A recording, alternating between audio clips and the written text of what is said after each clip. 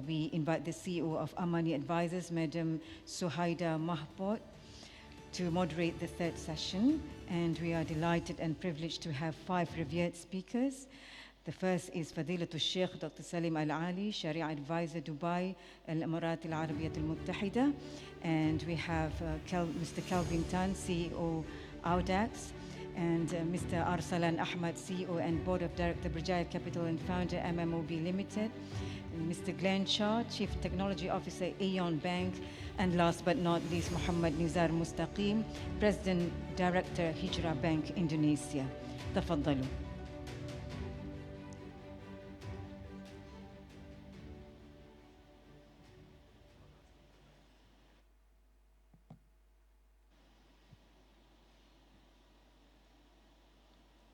Bismillahirrahmanirrahim. Alhamdulillahi Rabbil Alamin. Wassalatu wassalamu ala ashrafil anbiya'i wal mursalin. Wa ala alihi wa sahbihi ajma'in. Rabbi shrah li sadri wa yassir li amri. Wahlul uqdatan min lisani yafqahu qawli. Assalamualaikum warahmatullahi wabarakatuh. And a very good afternoon and a warm welcome to everyone here today. I think we have left with half of the crowd. And it's quite challenging to moderate the last session, to keep the crowd still maintained in this ballroom. We try to make it our session very short, but informative. We try. Because I promise my crowds over here, we try to finish at 5:30 sharp. Okay, Dina? All right. Thank you, everyone, to our distinguished panelists, esteemed guests, industry leaders, and participants who joining us. Thank you for being with us today for this important and forward-looking discussion. So today's session, we focus on a topic that is rapidly changing our industry, which is Islamic fintech, AI, and digital banking, powering the next wave of finance growth. We are living through an extraordinary era where finance is no longer confined to bank branches or boardroom, but exists seamlessly in our hands, our phones, and increasingly our algorithms. Artificial intelligence, open banking, and digital ecosystem are not just changing how we transact, they are transforming how we think about finance. And for Islamic finance, this transformation carries both tremendous promise and profound responsibility. On one hand, technology is unlocking new level of access and inclusion. AI can assess credit risk for entrepreneurs with no banking history. Open APIs can embed halal financing solutions into e-commerce, healthcare, or even agricultural apps, reaching people who never been touched by Islamic finance before. Smart contracts can automate Sharia-compliant trade transactions with complete transparency. But as everything becomes more digital, we also need to ask ourselves some simple but important question. How do we make sure speed and efficiency don't come at the cost of ethics? How do we prevent automation from weakening true Sharia principles? And as Islamic finance grows globally, how do we avoid losing the moral values that make it unique? Because technology itself is neutral, it is how we design and use it that decides whether it helps the people or harms the people. So today's discussion, we brings together diverse perspectives, the innovator, the Sharia scholar, the banker, and the consumer representatives to explore one essential question. Can Islamic fintech, powered by AI and digital banking, become the next engine of inclusive and ethical financial growth? So join me to welcome our distinguished panelists for today. We have first Mr. Arsalan Ahmad, the CEO and Board of Director of Berjaya Capital and founder of MMOB Limited. We have Sheikh Dr. Salim Al-Ali, our Sharia scholar based in UAE. We have Mr. Calvin Tan, the CEO of Odex Singapore. Mr. Glenn Cha, the CTO of Aeon Bank. Last but not least, we have Mr. Muhammad Nizar, the President Director of Hijrah Bank Indonesia. All right. So let me start the first session by having a general question for each panelist, right? Of course, perhaps if the panel can give your opinion and views, what is the single most important ingredient that will determine whether the next wave of Islamic finance or Islamic digital finance becomes truly transformative rather than technologically advanced? Perhaps we can start first with the end of the speaker over there. Mr. Arsalan, over to you. Well, thank you very much. Assalamu alaikum, everybody. And before we start, since it is the last panel session, I think it's important to recognize Abdulaziz and CERT for putting on this event. And I'd like to thank them and the team that have put this together. So a round of applause, particularly Afika, who's helped, I think, this session. The second thing is I'd like to thank all of you for staying all this way to the end. I really appreciate it. I was wondering whether I would be speaking or we would be speaking to only one person.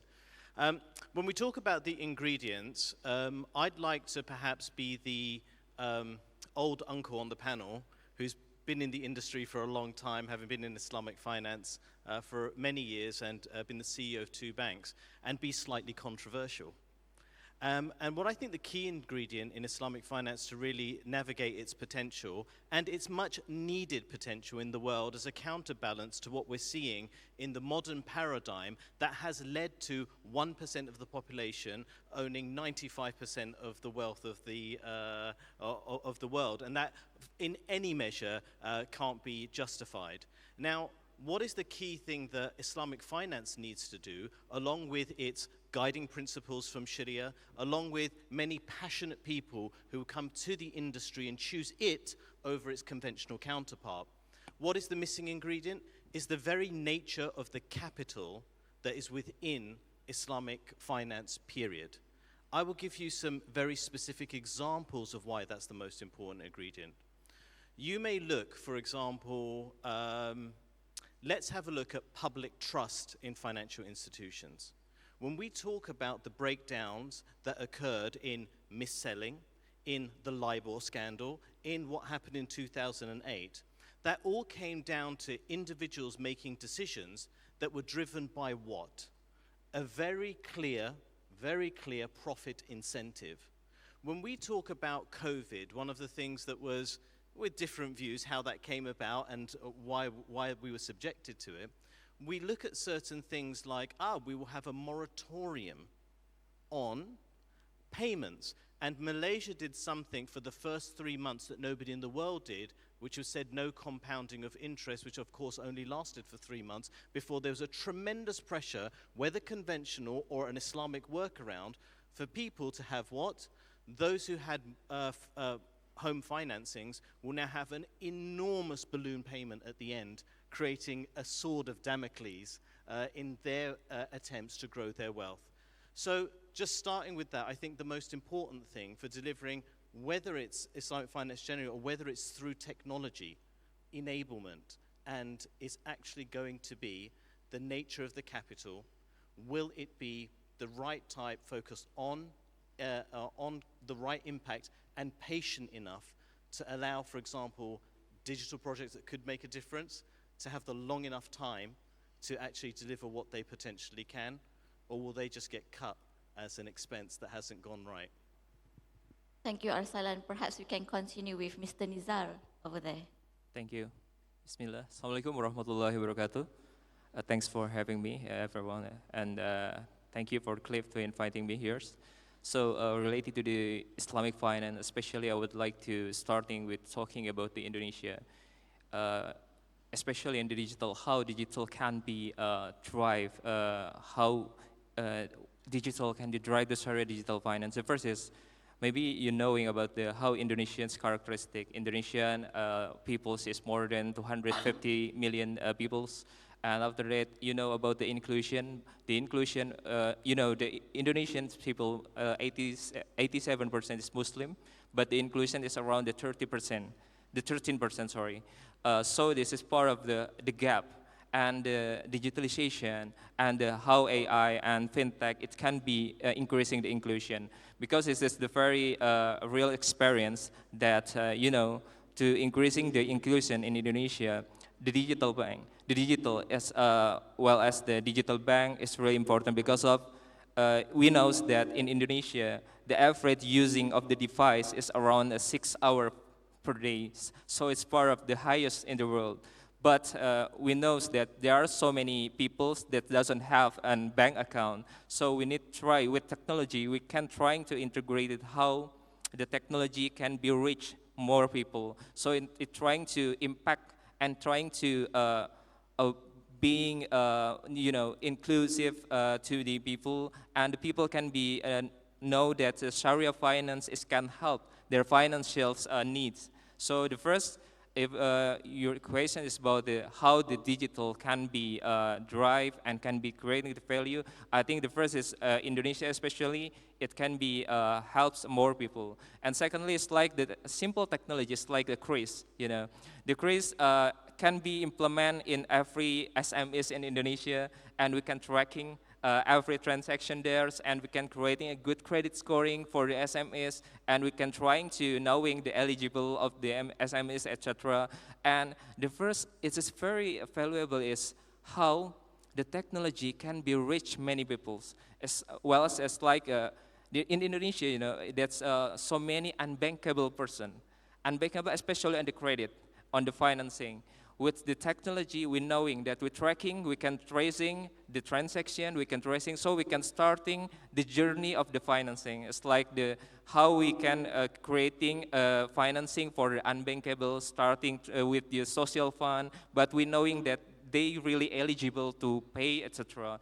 And I think there are so many things that with technology we can emphasizing how the Sharia digital banking is, how Sharia digital financing or financial can be improved and creating the value for the ecosystem. Especially maybe we can talking further about how the digital bank can solving the issues about the financial management in Gen Z in Indonesia, because the Gen Z in Indonesia is very consumers. The consumerism is really high. With the digital, we can creating AI implementing to creating the personal financial management and support them to knowing to how they do the wealth management models. And it's like aligned with the Maqasid Sharia to Hifzul Nas, the preservation of wealth. I think that's for start for me. Yeah, thank you. Thank you, Nizar. Glenn, over to you. Thank you. Thank you. Good afternoon, everyone, and thank you for having me here. So I'm Glenn, the CTO of Aeon Bank, the first Islamic digital bank of Malaysia. We spent the last 3 years building the banks, and we would like to share our experience, but to be truly transformative for Islamic financial. We believe the important ingredients actually is the curiosity and the explorations of unknown in the service of public benefits. So what that means is when we say the curiosity and the exploration of unknown, this literally refers to the intellectual drive to evaluate and find new ways and improve impactful solutions to real-world financial problems that the current conventional model or the previous Islamic finance model that cannot address. Literally, this is like asking the question, what could finance be like if we start from a clean slate, right? And then the in service of public benefit refers to minimizing harm and then maximizing the benefit. This can serve as a ethical compass for the exploration of technologies, which means when you use technology to develop new solutions, it's not for the sake of exploration. It's also guided by the fact that we want to improve and bring the benefits to the masses. So I think to be truly transformative, we really should look at that as one of the ingredients to improve the Islamic finance. Thank you. Over to you, sir. Hi everybody. My name's Kelvin. I am the CEO of Audex. We are a tech platform that specializes in working with incumbent banks to rebuild new business models and to deliver state-of-the-art capabilities. Now, what is the one ingredient that will truly change this conversation? And I'm in agreement with Glenn largely, a slight modification, if you will. I think that the one ingredient, having worked with both conventional and Islamic banks around the world, is the ability for banking leadership to be truly adventurous and bold in deciding on new business models to embark upon. A slight build on the curiosity that Glenn talked about, the ability to challenge the boundaries of what is possible, the ability to think through things like embedded finance, open banking, the ability to think through data as a product. By and large, almost without exception for banks around the world, the two largest obstacles, one would say, that creates or that stands before banks in terms of both scaling, both creating the ethical considerations of Islamic finance of promoting financial inclusion, for example, are the twin problems of distribution and data.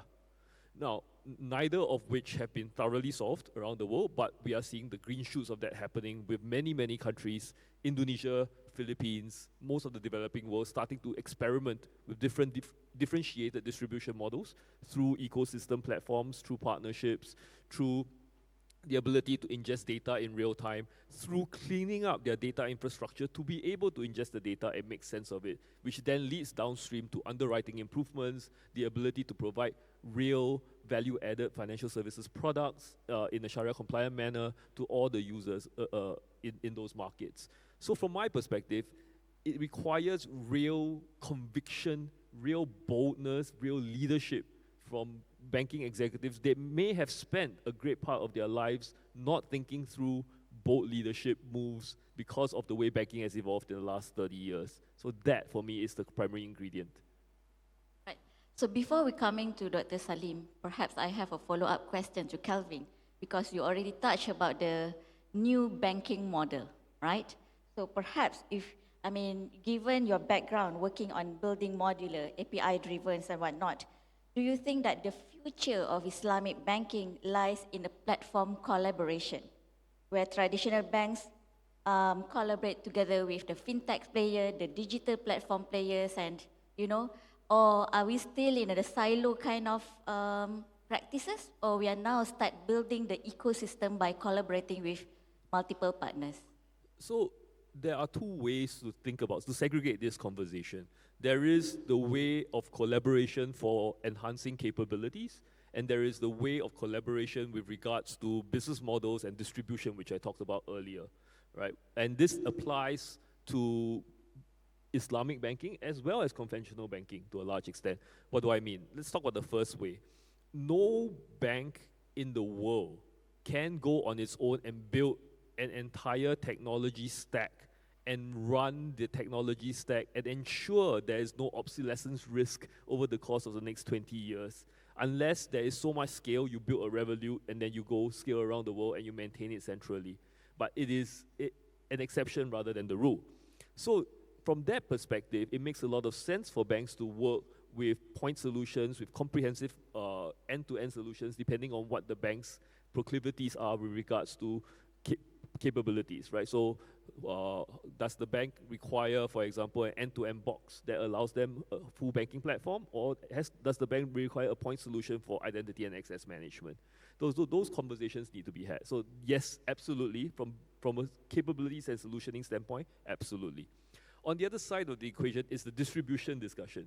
Now, one cannot truly talk about financial inclusion if you cannot reach, for example, everybody in the 300 islands of Indonesia or everybody in the 200 islands of the Philippines.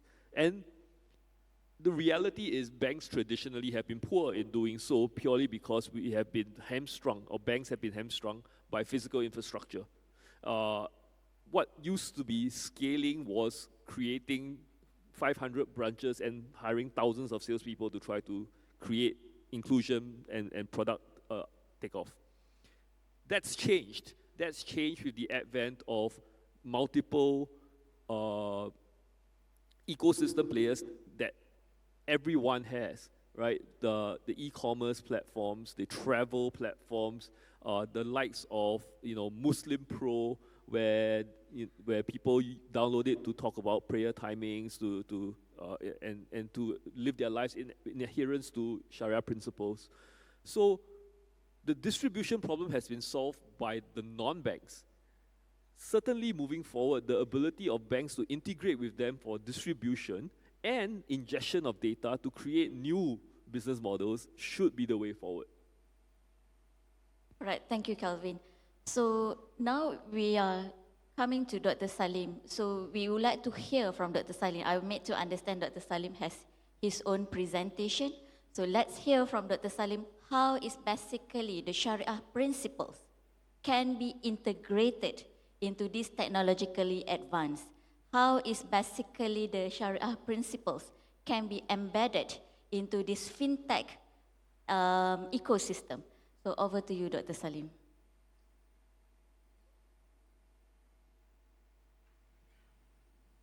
بسم الله الرحمن الرحيم الحمد لله رب العالمين وصلى الله وسلم وبارك على سيدنا محمد وعلى آله وصحبه أجمعين. I would like to start by thanking Cleve sponsors and organizers for extending this invitation, and I'm proud to be here again, and may Allah subhanahu wa ta'ala bless you all, and you've been staying, I think, for the long day, so we promise you that our presentation will be inshallah short, sweet and simple.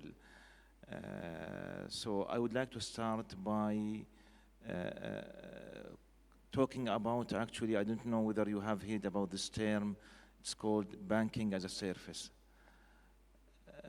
I would like to start this by also touching upon how we as a Sharia scholar, when we are being presented with a new service or I would say product, how we look at it, focusing on the commercial aspect before we actually go and give our Sharia opinion about this matter. So banking as a service, to be honest, is a new, I would say, service product that I have seen in my, I would say, experience or during my experience, though I've been advising several banks, but banking as a service, I just have been exposed to it last year when we discussed this matter in Roya Bank. Roya Bank is the first ever digital, full-fledged Islamic bank established in the UAE. And it is, I would say, a special bank that is given very special license with certain requirements when it comes to the capital compared to traditional bank.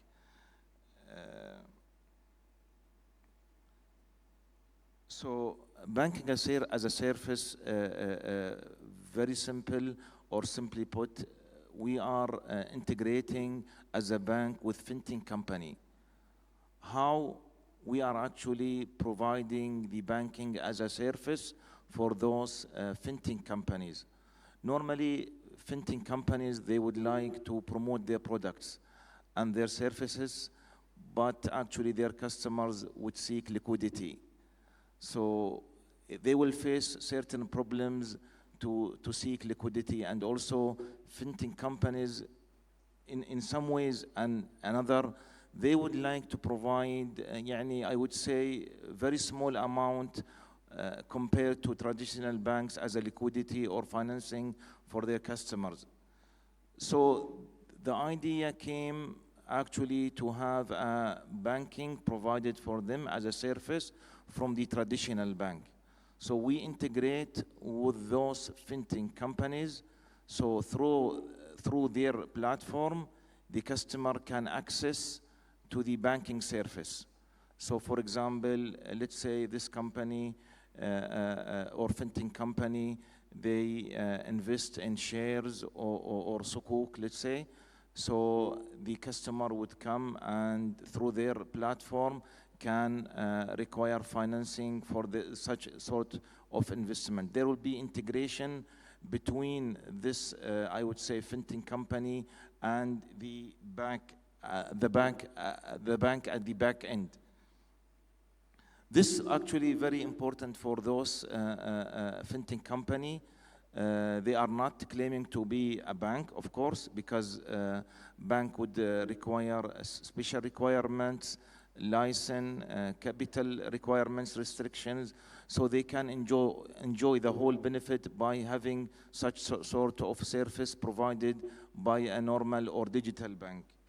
So why we are talking, what sort of value this I would say a service will add, will deepen customer engagement and loyalty, unlock new revenue opportunities through embedded financial services, remove the need for costly and time-consuming increase in licensing or BIN sponsorship, retain full ownership of customer relationships and experience. Because those customers will remain customer of fintech company, but at the same time, they will have access, enjoy full banking service at the back end. So those actually partners or fintech companies, whether like crypto, I would say companies or new banks, investment platforms, they are all can enjoy this banking as a service. What this can offer for them IBAN accounts, debit cards, financing products, cross-border transfers, increase daily engagement, and open subscription or premium tiers for advanced features. Also, they can provide payment services because normally such fintech companies, they are not licensed. So through these services, they can enjoy this, and also spend management, issue physical and virtual corporate cards, offer expense tracking, and other also financial products. Crypto, now we started in Roya Bank to actually offer crypto investment opportunities for the customer, whereby the bank will work as a facilitator, and the customer would be the ultimate buyer from the service provider. So when we are talking about banking products for the customer, through the banking as a service and through this integration of the system, the customer of the fintech company can have IBAN account and savings account, can have also client money accounts, debit card and credit cards, domestic and international transfers, bill payments, personal finance for SMEs and for working capital, investment products, and etc. So the full banking, I would say, products and services can be offered through this service. If we can compare between banking as a service with other options available on the market, such as open finance, standalone fintech, BIN sponsorship, we would find that if, for example, when it comes to time to market, the banking as a service would actually require very less time or the lowest time compared to other options available to fintech companies. So banking as a service is the best choice for fintech companies to promote their products and also to facilitate such services or banking services for their customer. The technology that offered by banking as a service is very fast and secured as well, stable, and also sandbox for development and testing, and there are always an opportunity to develop them. I will actually jump to some Sharia issues in relation to banking as a service, which is very important for the Sharia advisors and for the Sharia scholars to understand and keep in mind. Because normally, if I am, for example, a Sharia advisor for the bank that offering banking as a service for fintech company, first of all, I need to classify those companies into three categories. First, fintech company that is purely Sharia compliant in terms of activities, and secondly, fintech company that have Sharia compliant activities as well as non-Sharia compliant activities, and the third one, fintech company that are purely non-Sharia compliant, I would say, company. So our Sharia opinion or approval will depend on the activity of the company, and also will be depending on the product provided. So for example, when it comes to current account and saving account, we normally approve opening such accounts for whether Sharia compliant companies as a pure when it comes to fintech, or mixed activity or non-Sharia compliant activity. The same when it comes to, for example, client money account. But for example, if we take co-branding, so this is also areas whereby ijtihad will be applied. We found that we cannot co-brand actually with non-Sharia compliant fintech company. So that's why we are not allowing, for example, the brand or the logo of the fintech company to be, for example, on the credit card or on the debit card issued by the bank. I think by this I can conclude my presentation. I hope that I have added some value and benefit to understand more about banking as a service and the issue of integration of Islamic Digital Bank with the fintech company. Thank you very much. Thank you, Dr. Salim. Since we already touched about the digital banking player, my next question is to Mr. Glenn. So I've been talking to these digital bankers previously. Part of the discussion or the discussion among the digital bankers is always about efficiency. If, for example, a customer of a bank A would like to transfer money from one account to another account, would require 20 process or 20 steps. Can my bank, Bank B, make it lesser? So these are always the discussion. How can we become more efficient from my other competitor? Or how can we become more efficient from the other traditional bankers? So, but again, they are always talking about how can we reduce the necessary steps to make it one transaction more efficient and faster. So my question to Glenn, how basically, based on your experience, the CTO of Aeon Digital Bank, how do you adopt the challenge of integrating the Sharia requirements into your technology stack, basically? How do you basically ensure that the compliance is just not a layer, but a core part of this digital transformation or infrastructure itself? All right, thank you, Shweta. That's a very good question. You're right that as a challenger bank, we always find a way to do things better, right? And at the same time, we are an Islamic bank, and that's why embedding the Sharia principle in our product development is a core part of what we do. So we literally treat the Sharia compliance requirement as a non-functional core requirements, alongside security, scalability, and performance.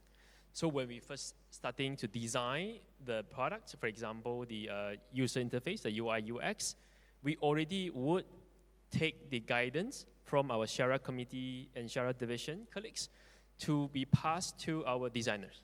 So with that, explicitly, certain requirements such as the consent or intent from Sharia point of view are properly designed and included.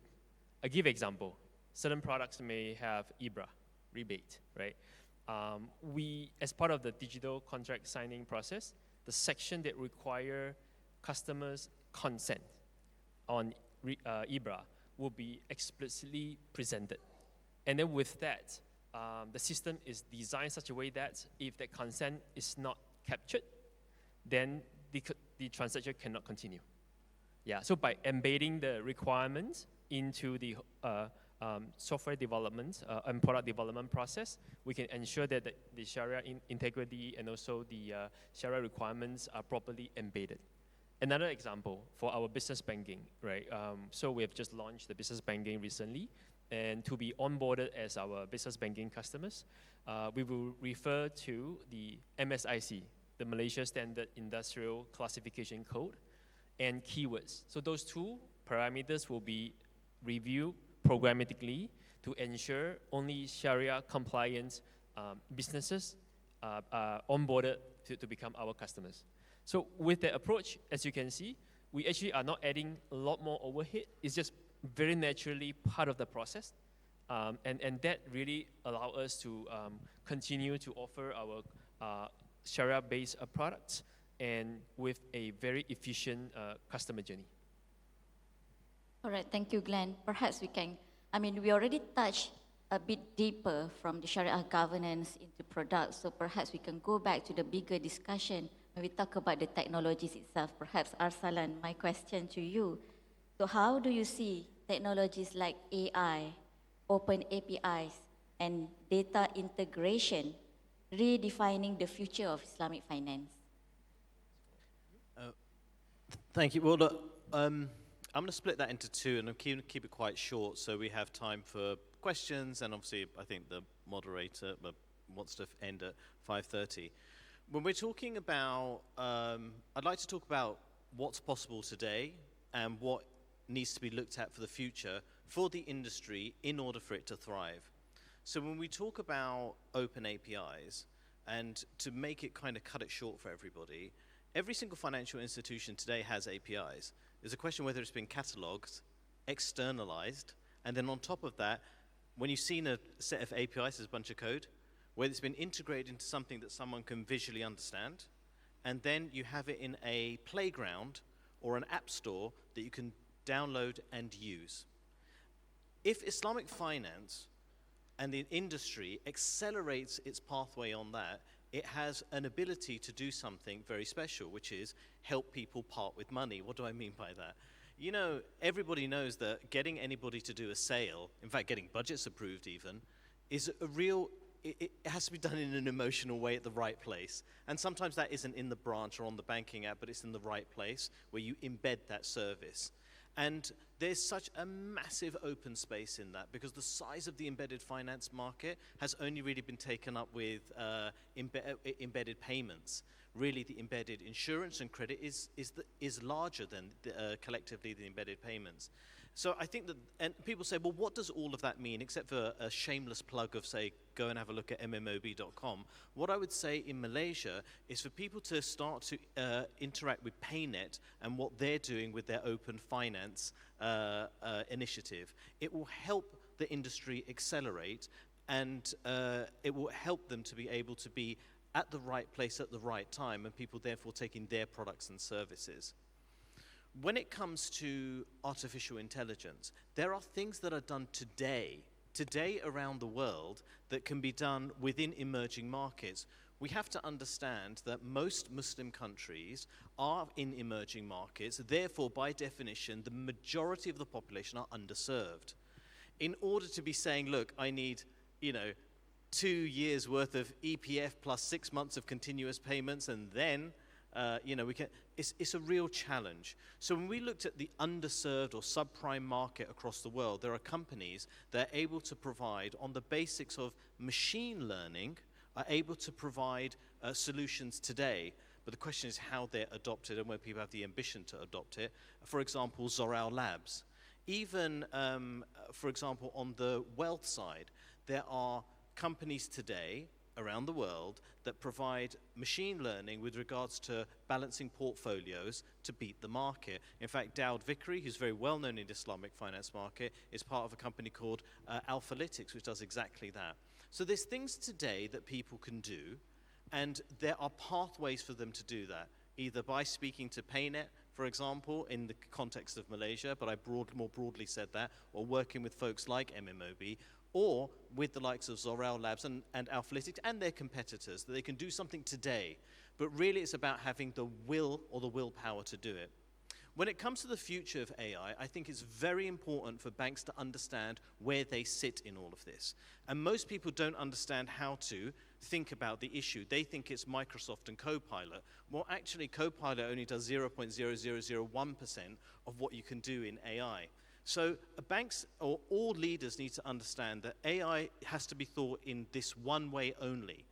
It's either algorithms, compute, and so what you've got is algorithm, compute, and data. These are the three core aspects. Financial institutions will not be bringing up the algorithms. Those will be done by scientists and PhD folks and so on and so forth, specialists. The compute will be done by big data, for example, YTL. You need to buy compute. They're not in the compute business. However, they should be in the data business. Why should they be in the data business?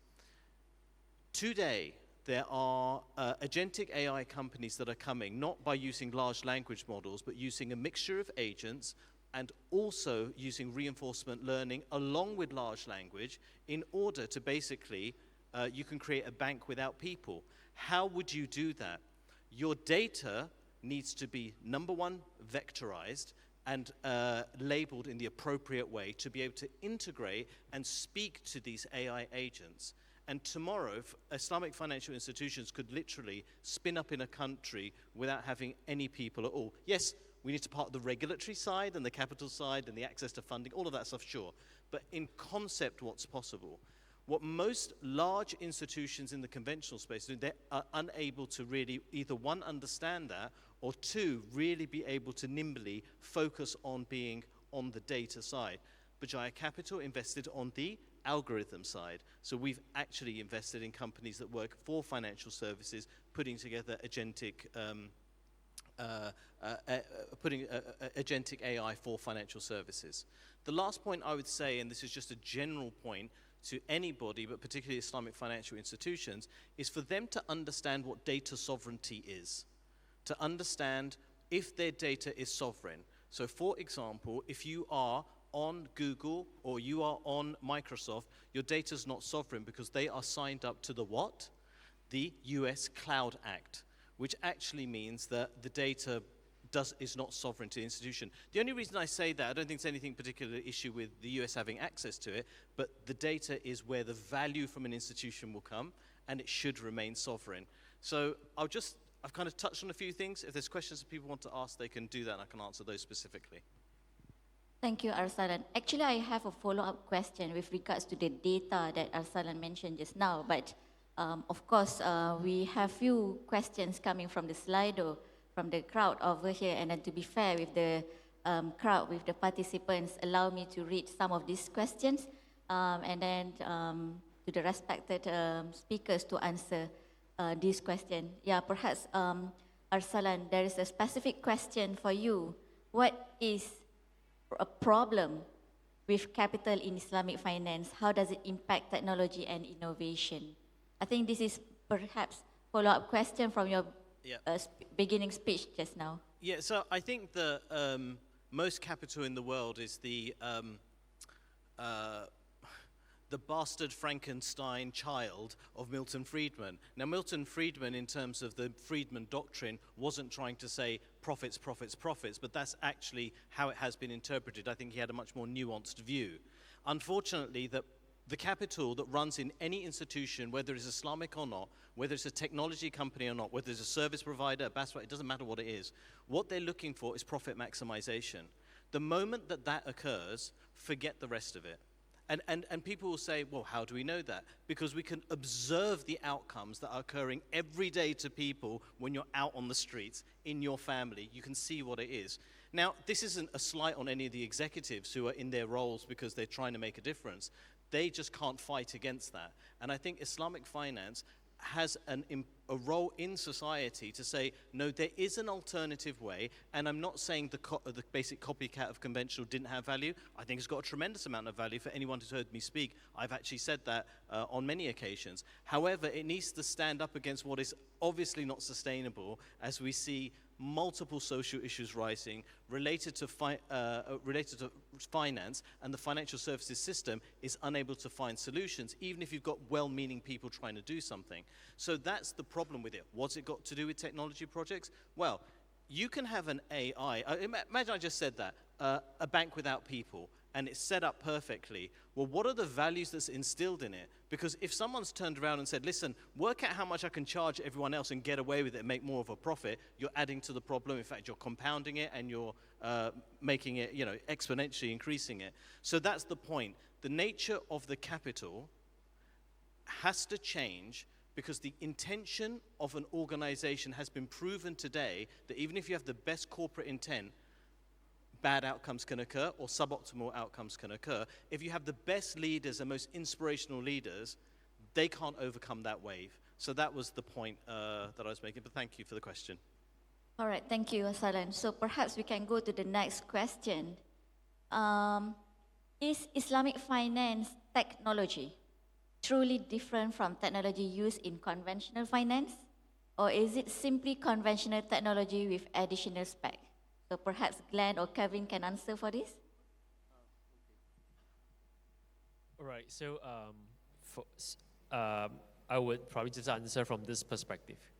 On the surface, there is no difference, to be honest.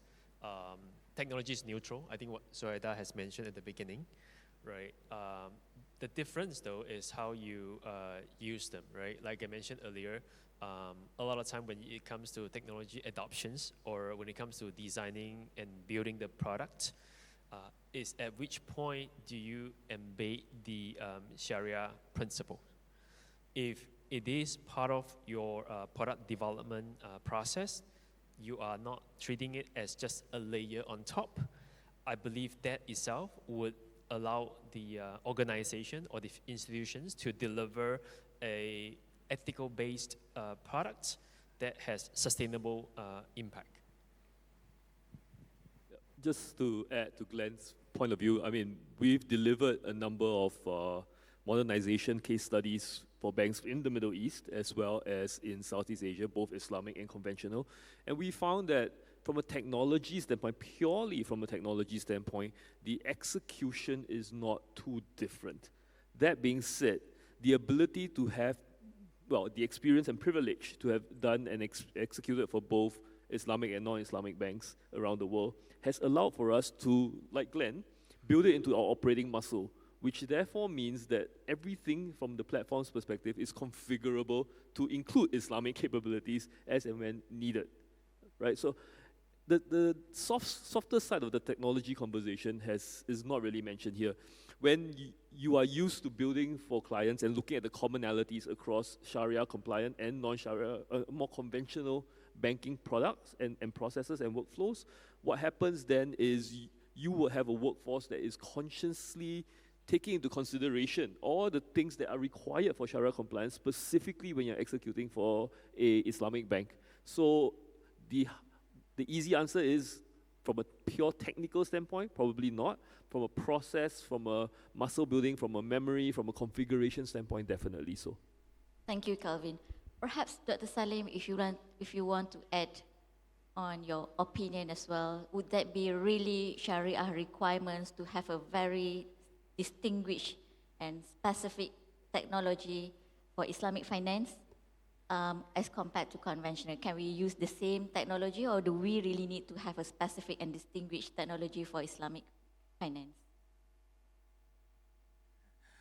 And I think, as per our experience on the banking industry and in particular, Islamic banking industry, of course, we need to do some sort of amendments, I would say, and changes on the technology to adhere and take into consideration the features of Islamic products and services. And this is, I would say, must, and we have seen it, for example, when we developed our, for example, credit card based on commodity murabaha, or, for example, I would say home finance. So now in STP, they call it journey, whereby there will be no human involvement at all. You need to ensure that throughout the process is Sharia compliant. By doing so, يعني this digital, I would say, journey and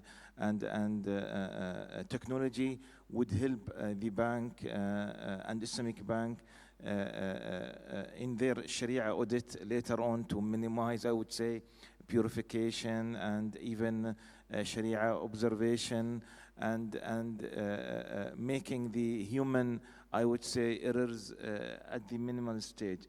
So to say that, for example, there is no difference, I think it's very difficult to say that, but I would say no, there is a difference.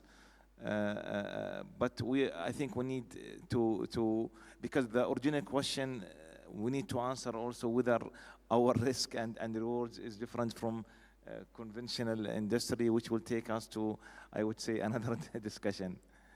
Thank you, Sheikh. I think I hope it answers some of these questions from the floor. So we have explored how technology Sharia leadership has shaped the future of Islamic digital finance. As we close, as I keep my promise to really end the session at 5:30, but before we close, I would like to have one last question to all the panelists. So in one sentence, or perhaps in 1 minute each, right? What does the next wave of Islamic finance mean to you personally? Is it about technology, trust, inclusion, or something deeper? And what one action or mindset that industry leaders adopt today to ensure that this next wave delivers not just growth, but meaningful, ethical, and sustainable impact?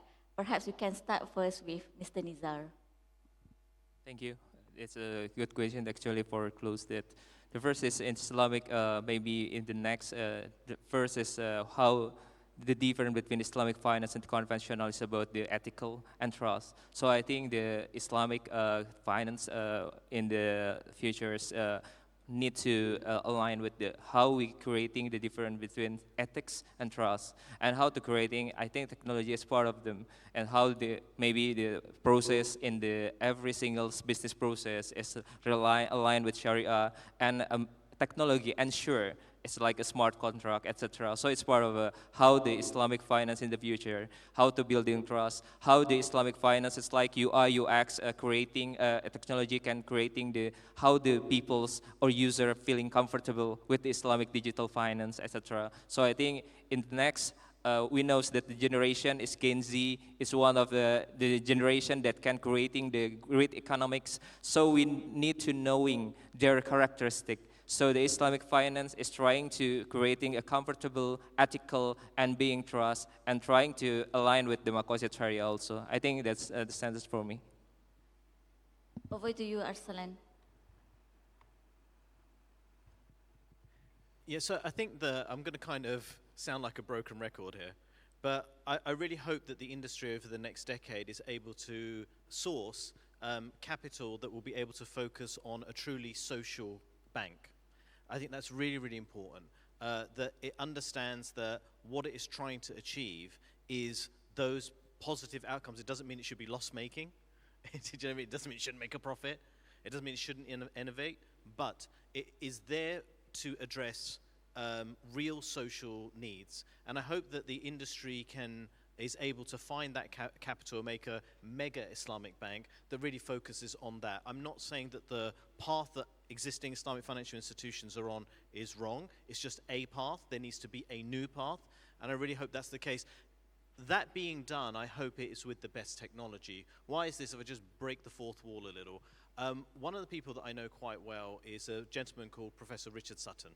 He's one of the godfathers of AI. He recently said LLMs are dead and the whole world went mad. I know him, Martha, his wife, and several others very, very well. What's interesting is that they sometimes invite me to these sessions that they have, and I have no idea what they're doing. Maybe 10%, I know what they're saying. I'm the only non-professor there, right? Over 50% of the people there and their students are from OIC countries.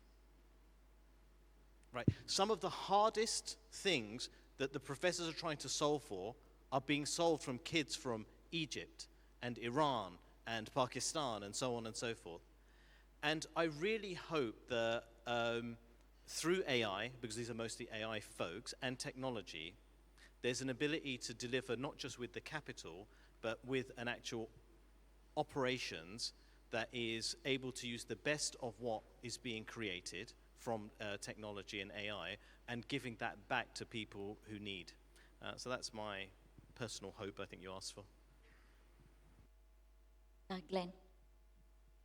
All right, so for me, the next wave of Islamic digital finance is leveraging a lot on the advancement in technology as enabler, right? But also back to the original promise of Islamic finance, which is literally truly inclusive and radically transparent, right? And example, truly inclusive, right? It previously, or the current traditional branch-based model will have certain limitation in terms of serving certain communities that's beyond the coverage of a branch, where digital technologies with eKYC, cloud computing, and advancement in AI would allow us, right, and mobile-first design would allow us to serve them relatively with ease, right? As long as you have a cell phone coverage and a smartphone, you'll be able to access banking service. So that is one, right?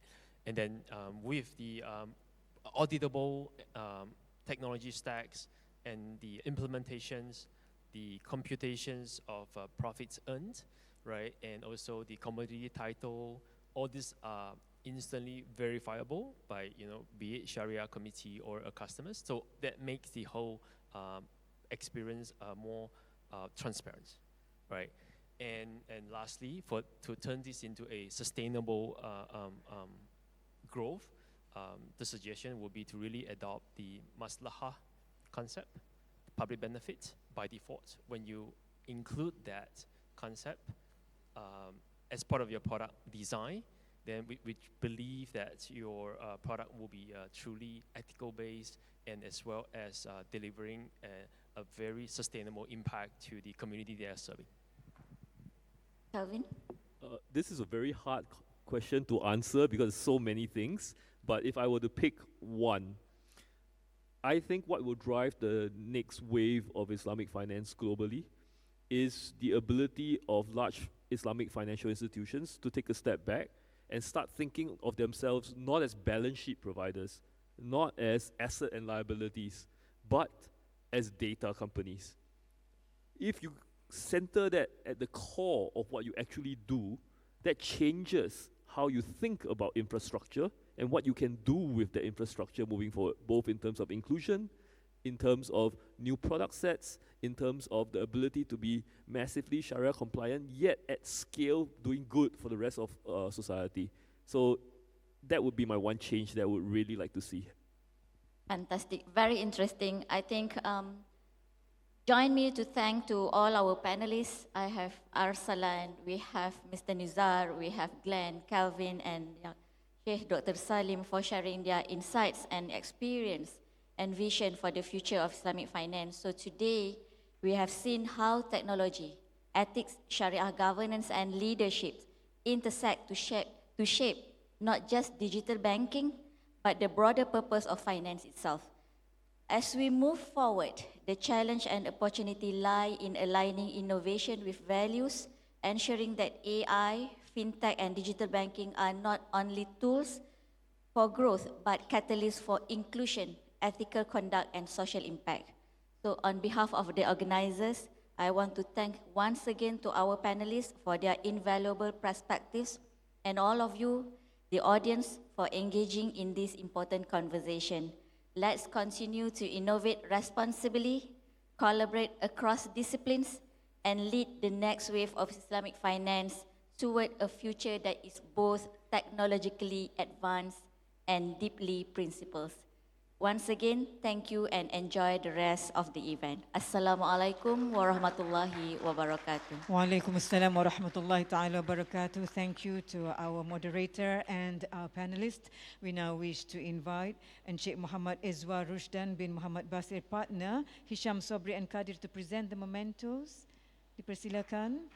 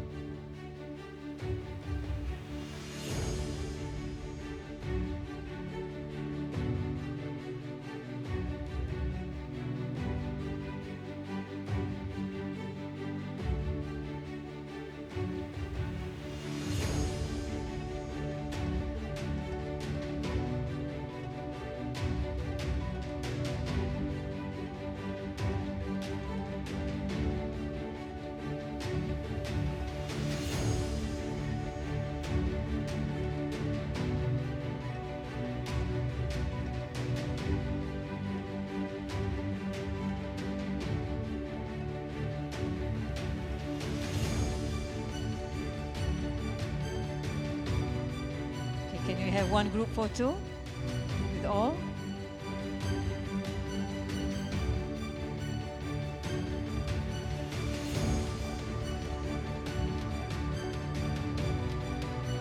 Round of applause, ladies and gentlemen, to our speakers, moderator.